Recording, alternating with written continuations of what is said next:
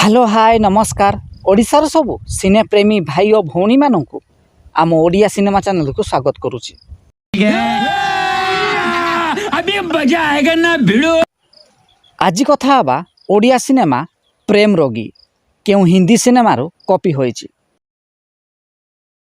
1996 मसीह release होइतिला एक Hindi cinema jar ना रही चाहत।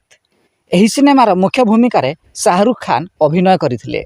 एही सिनेमाटी सही समय रे सुपरहिट होइतिला।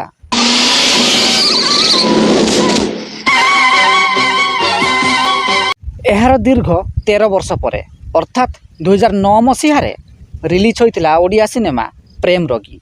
एही सिनेमा को निर्देशना देइतिले अशोक पति, संगीत निर्देशना देइतिले प्रशांत पाढ़ी। एही सिनेमार मुख्य भूमिका बृद्धादित्य महांती, वर्षा प्रियदर्शिनी, बबी मिश्र प्रमुख अभिनय करथिले।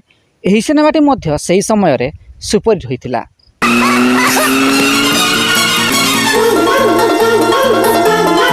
जदि वीडियोटी पसंद आसताए तेबे लाइक, शेयर एवं चैनल टी को सब्सक्राइब करंतु।